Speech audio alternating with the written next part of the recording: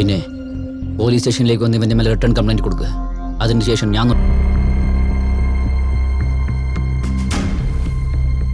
ഇപ്പൊ പറ, ആരാ നീ? എന്തിനാ ഇങ്ങനെ ചെയ്ത്? മറുപടി പറയാതെ എന്താടാ ലുക്ക്? സർ, ആക്ച്വലി എന്നെ എന്തിനാ അറസ്റ്റ് ചെയ്തത് പോലെ എനിക്ക് അറിയില്ല സർ. നീ എന്താ കോമഡി ചെയ്യുന്നു? ഒരേ കാര്യം തിരിച്ചും മറച്ചും പറഞ്ഞാൽ ഞാൻ വിടുന്നു വിചാരിച്ചോ? ഞാൻ സീരിയസ് ആയിട്ട് പറയുമ്പോ സാർ എന്താ തമാശ പറയുന്നേ? എന്താടാ ശബ്ദം ഉയരുന്നേ? തോലുരിച്ച് നിന്നെ ശരിയാക്കി കളയും ഞാൻ. റേപ്പ് ചെയ്യുന്നതും ചെയ്തിട്ട് ആർഗ്യൂ ചെയ്യുന്നടാ റാസ്കൽ. ഞാനെന്തിനു റേപ്പ് ചെയ്യണു സർ? അവൾ എന്റെ ലവ്വറാ. പിന്നെന്തിനാ അവള് കംപ്ലൈന്റ് ചെയ്തത്? ടൈം പാസിനാ. അതാണ് സാർ എനിക്ക് മനസ്സിലാവാത്തത്. അവനെന്തിനാ സംസാരിപ്പിച്ച് നോക്കുന്നത്? നിങ്ങളുടെ സ്റ്റൈലിൽ ചോദിക്കൂ, അപ്പൊ ഉത്തരം പറയും. സർ, ഞാൻ പ്രോമിസ് ചെയ്ത് പറയാണ് സർ, അവളും ഞാനും തമ്മിൽ ഇഷ്ടത്തിലാണ് സർ. ഇതിന് എന്താണടാ സാക്ഷി? കല്യാണത്തിന് സാക്ഷിയുള്ളതുപോലെ സ്നേഹത്തിന് എവിടെയാണ് സർ സാക്ഷി? സാറേ ഇത് ലോജിക്കാ. ഏയ്, ഇവന്റെ കാര്യത്തിൽ തലയിട്ടാൽ നീ ജീവിതകാലം മുഴുവനും അകത്ത് കിടക്കേണ്ടി വരും. ഇക്കാലത്ത് Facebook, WhatsApp, message, chatting, dating, എന്തിനെടുത്താലും സെൽഫി, മണിക്കൂറോളം വർത്തമാനം. അതുമല്ലാണ്ട് അതിനു മേലെ പോയി ചെയ്തതൊക്കെ വീഡിയോ എടുത്ത് അപ്ലോഡ് ചെയ്യുന്നു.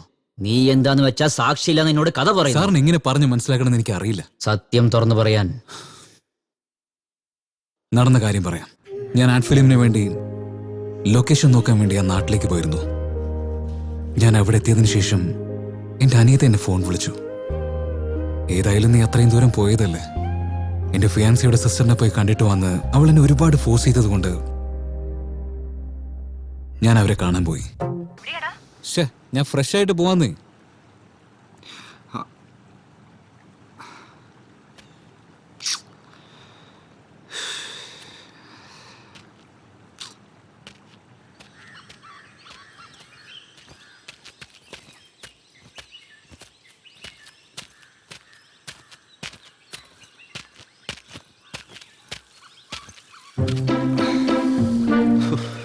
വേറെ വഴിയില്ല.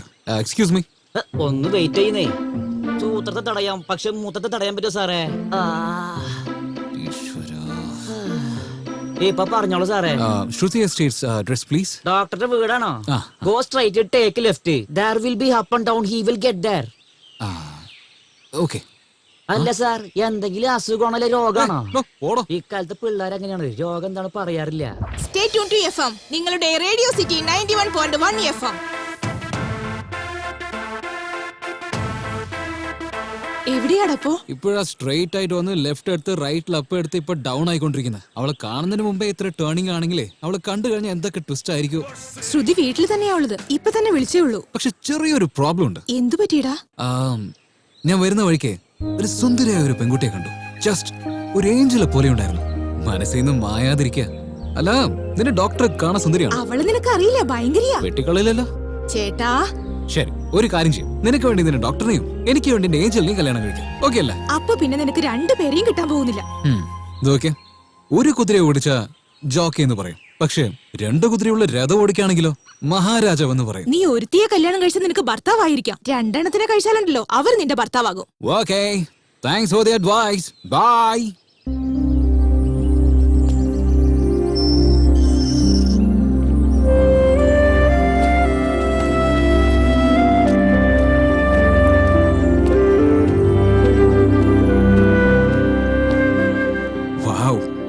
വീടിന്റെ ഒരു പാലസ് പോലെ ഉണ്ട്. ഡോക്ടർ ചിലപ്പോ ക്വീനെ പോലെ ഉണ്ടാവോ? Let's see.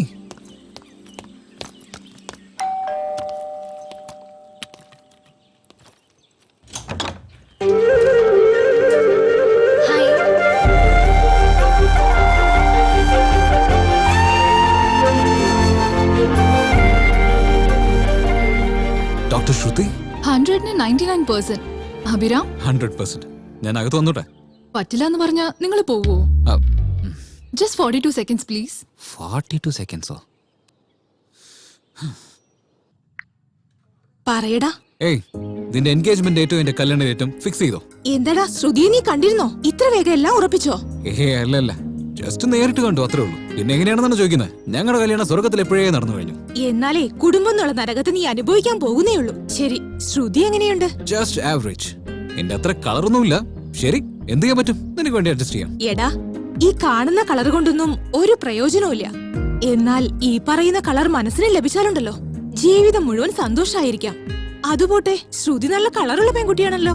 അതായത് ആക്ച്വലി അകത്തേക്ക് വരൂ. ആ അതെ, ഞാൻ പിന്നെ വിളിക്കട്ടോ.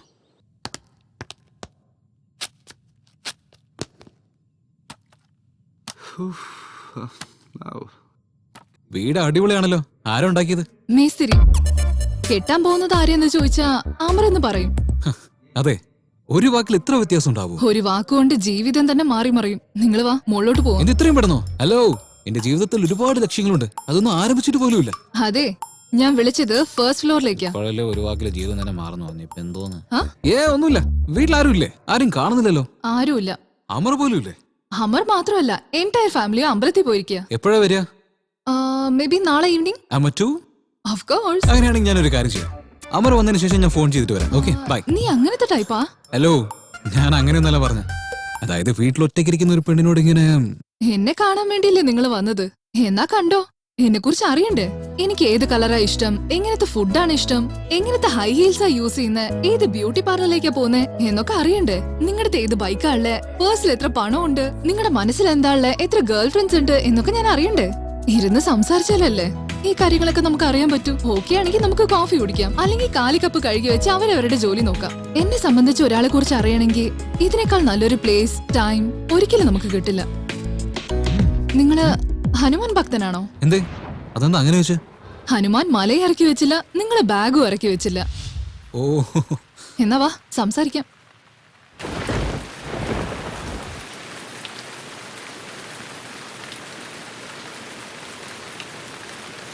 മഴ പെയ്തു തുടങ്ങി, ഇനി നിങ്ങൾ തുടങ്ങിക്കോ. ഓക്കെ. എന്നെ ആക്ച്വലി സൂപ്പർ ഗ്രേറ്റ് എന്നൊക്കെ പറയാറുണ്ട്, ബട്ട് എനിക്ക് സിമ്പിൾ ആയിട്ടിരിക്കാനാണ് ഇഷ്ടം. എന്റെ പേര് അഭിരാം. എല്ലാവരും എന്നെ സ്നേഹത്തോടെ അഭി എന്ന് വിളിക്കും. പഠിച്ചത് ഡിഗ്രി, ചെയ്യുന്നത് ആഡ് ഫിലിംസ്. എനിക്കൊരു സിസ്റ്റർ ഉണ്ട്, അവൾ എനിക്ക് ഒരുപാട് ഇഷ്ടമാണ്. എന്റെ sister and your brother, they both are in love. കല്യാണം കഴിക്കാൻ തീരുമാനിച്ചിരിക്കുക. ആ കാര്യം തനിക്ക് അറിയാലോ. ഞാൻ ആക്ച്വലി എന്റെ ആഡ് ഫിലിമിന് വേണ്ടി ലൊക്കേഷൻ നോക്കാനാണ് വന്നിരിക്കുന്നത്. എന്തായാലും ഇത്രയും ദൂരം വരുന്നതല്ലേ. എന്റെ സിസ്റ്റർ വീണ്ടും വീണ്ടും ഫോഴ്സ് ചെയ്തതുകൊണ്ടാ ഞാൻ ഇങ്ങോട്ട് വന്നത്. ഷൂട്ടിങ്ങോ? ആരൊക്കെ വന്നിരിക്കുന്നേ? ഹീറോ ആരാ? എനിക്ക് ഷൂട്ടിംഗ് കാണുന്ന ഒരുപാട് ആഗ്രഹമുണ്ട്, എന്നെയും കൂടെ കൂട്ടുവോ? ഹലോ, ഇത് സിനിമ ഷൂട്ടിംഗ് ഒന്നുമല്ല, ആഡ് ഫിലിം. ഇതിൽ ഹീറോ ഹീറോയിൻസ് ഒന്നുമല്ല, കോൺസെപ്റ്റ് ആണ് മോസ്റ്റ് ഇമ്പോർട്ടന്റ്. എന്ത് കോൺസെപ്റ്റാ? അതൊന്നും പറഞ്ഞത് എനിക്ക് മനസ്സിലാവില്ല. മനസ്സിലാവുന്ന രീതി പറഞ്ഞ ഉറപ്പായും മനസ്സിലാവും. പറ കേക്കട്ടെ. ഓക്കെ, നിന്റെ ഇഷ്ടം. Imagine 2 characters. ഒരാൾ നീ, ഒരാൾ ഞാൻ. ഒരു മനോഹരമായ നദി. ആ നദിയോരത്ത് മരത്തിന്റെ മുകളിൽ ഒരാളിരുന്ന് മരം വെട്ടിക്കൊണ്ടിരിക്കുന്നു.